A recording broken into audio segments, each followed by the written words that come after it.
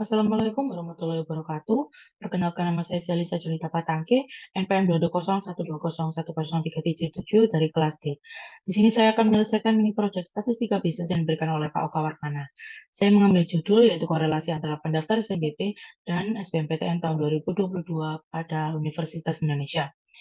Sumber dari data tersebut yaitu sekunder dan saya mengambil dari SIMAK UI. Kemudian untuk metode analisis yang saya gunakan yaitu kuantitatif. Sebelum kita mencari koefisien korelasi dari kedua data ini, mari kita tentukan terlebih dahulu grafik dari pendaftar SBMPB dan SBMPTN. Kita blok terlebih dahulu, kemudian kita mencet insert, dan pilih grafiknya.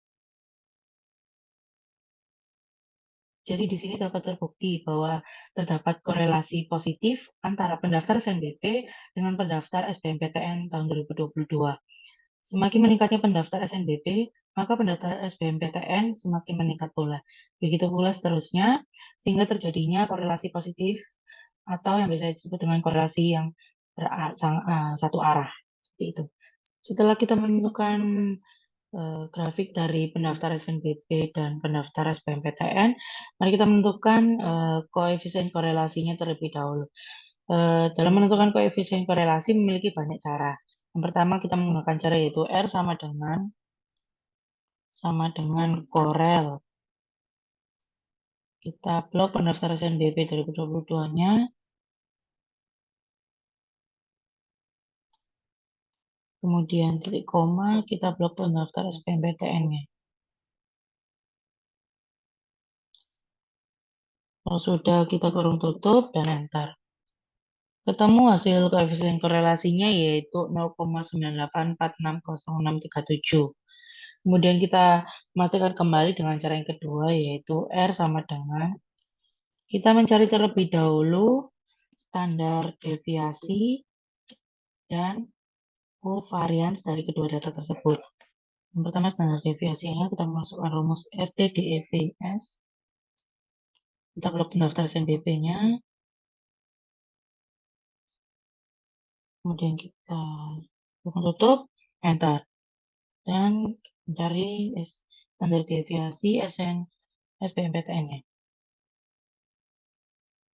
Kalau sudah kita kurung tutup, enter, ketemu hasilnya. Kemudian kita mencari covariance-nya. Dengan rumus covariance S, kita blok pendaftar SNBP-nya. Kemudian titik koma, kita blok pendaftar SBMPTN-nya. Kalau sudah kita kurung tutup, enter. Ketemu hasil standar deviasi dan covariance-nya. Kemudian kita masukkan rumus tersebut yaitu sama dengan covariance per kurung buka standar deviasi SNBP dan standar deviasi SBMPTN-nya kurung tutup. Sudah kita enter. Dan ketemu hasil koefisien korelasinya sama yaitu 0,98460637. Untuk memastikan kembali kita dapat menggunakan cara yang ketiga yaitu kita ke data, kemudian data analisis, kita mencari correlation, kemudian kita input datanya, kita blok pendaftar SNBP dan SBMPTN-nya.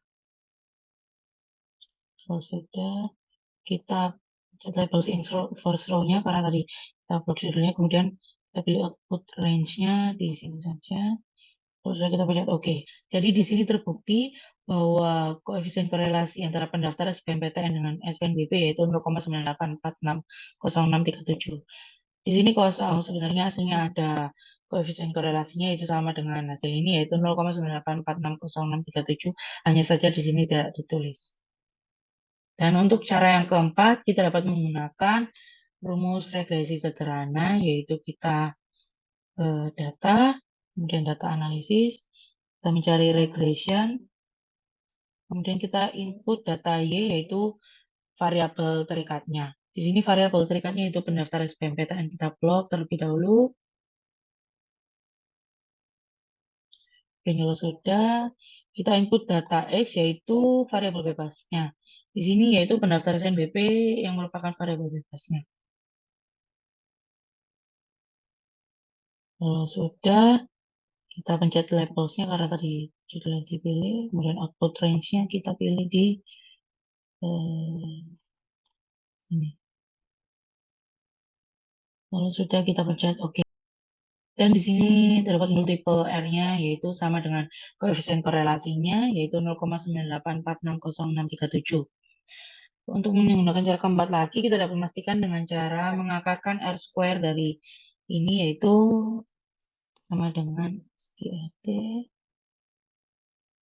ini kurung tutup, enter. Dan hasilnya sama, koefisien korelasinya yaitu 0,9846067. Jadi ada hubungan antara R square, akar R square dengan koefisien korelasi.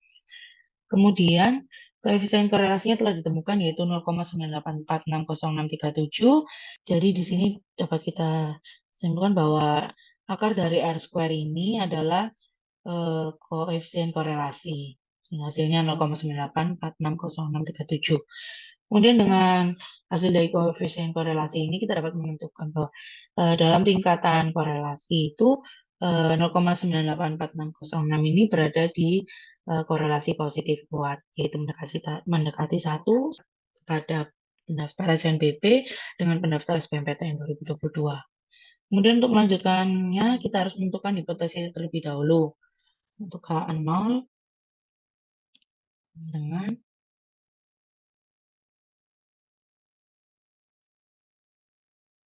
rho sama dengan 0. Kemudian untuk H1-nya sama dengan rho tidak sama dengan 0. Hasil dari H0-nya yaitu tidak ada hubungan antara pendaftar SNBP 2022 dengan pendaftar SBMPTN 2022. Sedangkan H1-nya atau alternatifnya yaitu adanya hubungan antara pendaftar SNBP 2022 dengan pendaftar SBMPTN 2022. Kemudian untuk alfanya yaitu kita menemukan 5% atau 0,05. Kemudian kita menentukan terlebih dahulunya untuk T hitungnya. T hitung sama dengan R kali akar N-2. N-nya 40 dikurangi 2 yaitu 38 dibagi kurung buka 1 dikurangi R kuadrat. Kurung tutup, enter. Dan di sini kita hitungnya yaitu 34,725355742. Kemudian kita menentukan kembali untuk T tabelnya. Sama dengan T input detail, kita masukkan alfanya yaitu 0,05 dan titik koma degree of freedom-nya yaitu 40 dikurangi 2 sama dengan 38, kurung tutup, enter. Dan di sini ketemu tabelnya yaitu 2,024394,164. Jadi kesimpulannya di sini yaitu H0 ditolak dan H1 diterima. Mengapa H0 ditolak? Karena T tabelnya ini berada di 2,024, sedangkan T hitungnya berada di sebelah kanan dari T tabelnya atau berada di 34,725.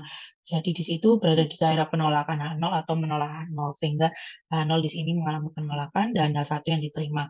Untuk memastikan kembali, kita dapat menggunakan p-value-nya, yaitu sama dengan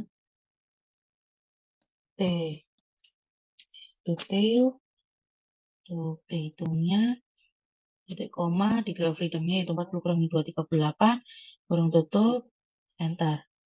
Dan di sini ketemu p-value-nya sama dengan regresi tadi p-value-nya yaitu ini.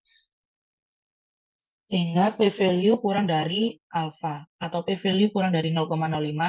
Jadi kesimpulannya di sini yaitu H0 ditolak karena T hitung jatuh di sebelah kanan dari T tabel sehingga terletak di daerah penolakan atau menolak H0. Kemudian dengan mengapa H0 ditolak? Karena p-value kurang dari alfanya yaitu p-value kurang dari 0,05.